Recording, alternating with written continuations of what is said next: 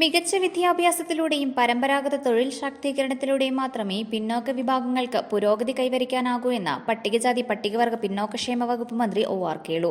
Idukki live വാർത്തകൾ നിങ്ങൾക്കായി അവതരിപ്പിക്കുന്നത് dream define interiors, opposite Jacobite church, near new bus stand, Kattappana.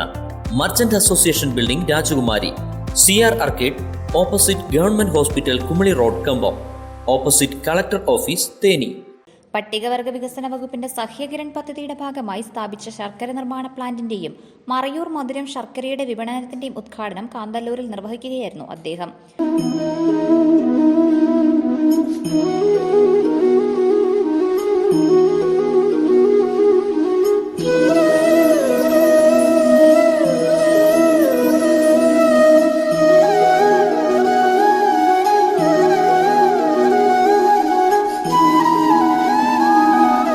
കുട്ടികളെ സ്കൂളിലേക്ക് അയക്കുന്നതിൽ രക്ഷകർത്താക്കൾ കൂടുതൽ ശ്രദ്ധ പുലർത്തണം.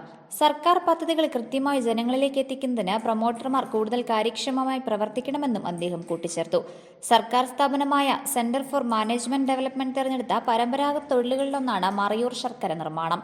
ഈ പദ്ധതി എന്തിനാണ് നടത്തുന്നത് സംബന്ധിച്ച് നല്ല ഒരു ബോധ്യം നമുക്കുണ്ടാവണമെന്നുള്ളതാണ് ആദ്യമേ എനിക്ക് പ്രിയപ്പെട്ട സഹോദരി സഹോദരന്മാരോട് പറയാനുള്ളത്. നമ്മൾ പട്ടികജാതി പട്ടികവർഗ പിന്നോക്ക വിഭാഗക്കാരുടെ ക്ഷേമത്തിന് വേണ്ടിയിട്ട് അല്ലെങ്കിൽ അവരുടെ ഉയർച്ചയ്ക്ക് വേണ്ടിയിട്ട് കാലാകാലങ്ങളായി പല പദ്ധതികളും നമ്മൾ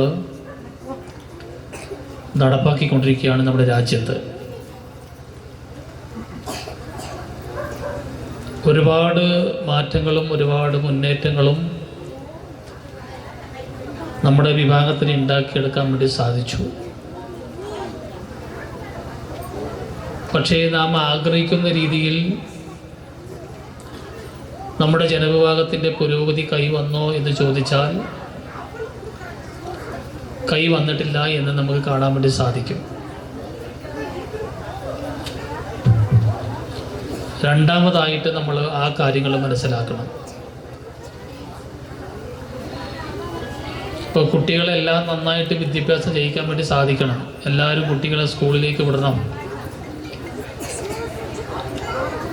ഇന്നലെ കഴിഞ്ഞ ദിവസം 28-ാം തീയതി നമ്മുടെ മഹാനായിട്ടുള്ള അയ്യങ്കാളിയുടെ 161ാമത് ഓർമ്മ പുതുക്കിയ ദിവസമാണ്. ഈ വിഭാഗത്തിൽപ്പെട്ടിട്ടുള്ള ആൾക്കാരെ നന്നായിട്ട് മനസ്സിലാക്കണം. നമ്മുടെ ആൾക്കാരുടെ പുരോഗതി എന്ന് പറയുന്ന വിദ്യാഭ്യാസത്തിൽ കൂടി മാത്രമേ നമുക്ക് ഉണ്ടാക്കിയെടുക്കാൻ വേണ്ടി സാധിക്കൂ എന്ന് വളരെ നേരത്തെ തന്നെ നമ്മുടെ മഹാനായിട്ടുള്ള അയ്യങ്കാളി പറഞ്ഞു വെച്ചിട്ടുണ്ട്. അതുകൊണ്ടാണ് ഞാൻ പറയുന്നത്, നമ്മുടെ കുട്ടികളെല്ലാവരെയും നിർബന്ധമായിട്ട് സ്കൂളിലേക്ക് വിട്ടേ മതിയാവും. കാലങ്ങളായി ശർക്കര നിർമ്മാണവും കരിമ്പ് കൃഷിയും ചെയ്തു വരുന്ന മറയൂരിലെ 150ഓളം പട്ടികവർഗ കുടുംബങ്ങളെ സംഘടിപ്പിച്ച് Marayoor Kanthalloor tribal farmers producer company limited എന്ന പേരിൽ കമ്പനി രൂപീകരിച്ചാണ് ശർക്കര നിർമ്മാണ യൂണിറ്റ് ആരംഭിച്ചിട്ടുള്ളത്.